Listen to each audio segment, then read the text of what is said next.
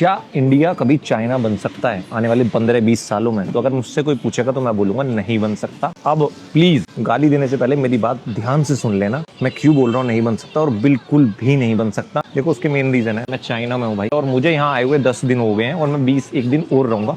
और 10 दिन में ही मैंने ये बात समझ लिया कि हमारा और इनके बीच का जो फासला है वो कितना है। भाई पहली बात तो ये देश ही हमसे बिल्कुल अलग है। इन दोनों देशों को कंपेयर करना इकोनॉमिकली आप कर सकते हो, बट लॉजिकली बिल्कुल अलग है। तो मैं बताता हूँ कि ये ऐसी दो बातें जिनकी वजह से इंडिया आने वाले 15 साल तक तो बिल्कुल भी चाइना की ग्रोथ टच नहीं कर पाएगा। और उसका पहला रीजन है, यहाँ पर धर्म एग्जिस्ट नहीं करता।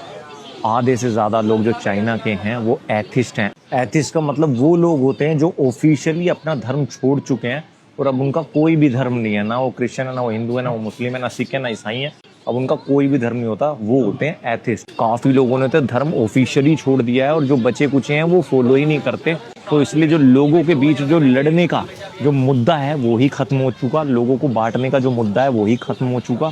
तो धर्म यहाँ एग्जिस्ट ही नहीं करता। आप शहर घूमोगे आपको मंदिर मस्जिद वगैरह बिल्कुल ना के बराबर, मैंने तो 10 दिन में नहीं देखे, कोई बिल्कुल कोने में ढूंढते तो बात और है। दूसरा सबसे बड़ा मुद्दा और जो मेन रीजन है कि यहाँ का जो आम आदमी है उसका राजनीति से ना तो कोई मतलब है और ना वो मतलब रख सकता है। समझ रहे हो, इनका जो पूरा कंट्री है वो इसी हिसाब से डिजाइन है कि भाई आम आदमी का राजनीति के बारे में ना तो बात करना होता है और ना वो टिप्पणी कर सकता है। अब आप खुद बताओ, हमारे यहाँ तो आदमी दाढ़ी भी बनवाने जाता है तो 1 घंटे तो पहले ये बकचोदी करता है कि कौन सी सरकार आएगी, कौन सी खराब है, आपस में लड़ेंगे। अगर इससे थक जाते हैं तो फिर किस पे लड़ेंगे, फिर धर्मों पे लड़ेंगे। और ये ही दोनों चीजें इन लोगों ने सोल्व कर दी, पहली दूसरी वाली डंडे के जोर पे, और पहली लोगों ने खुद छोड़ दी। तो अब जब ये दोनों ही चीज नहीं कर सकते, धर्म पे बांट नहीं सकते, राजनीति के ऊपर लड़ नहीं सकते, तो क्या करेगा आदमी बताओ? भाई सक्सेस बनाएगा, ऐसे शहर बनाएगा, अब बड़ी बड़ी फैक्ट्री खोलेगा, धंधा करेगा, फिर उसी में राजनीति करेगा। तो इनकी जो राजनीति होती है वो एक दूसरे को धंधे में बीट करने की होती है, एक दूसरे को प्रोडक्ट को फेल करके एक नया प्रोडक्ट बनाने की होती है। एक दूसरे को ऐसा होता है उसने एशिया कवर कर लिया, मैं यूरोप और अमेरिका कवर करूंगा, ऐसी होती है। मैंने बहुत क्लोजली देखा है। बट हाँ, जो एक सॉफ्टनेस है, जो एक प्यार मोहब्बत है, वो यहाँ से थोड़ी सी मुझे नज़ारा दिखती है, जो हमारे इंडिया में दिखती है ना यार, दोस्ती यारी प्यार मोहब्बत। थोड़े से लोग यहाँ पर चिड़चिड़े हैं, या तो धंधे की वजह से क्या है, बट ये मुझे ऐसा लगता है क्योंकि, और मैंने 15 साल की बोला, शायद 10-15 साल बाद हमारे अंदर ये मैच्योरिटी आ जाए कि भाई ये जो हमें धर्मों के पीछे लड़ा रहे हैं इसमें कुछ नहीं रखा, अपना ही नुकसान है।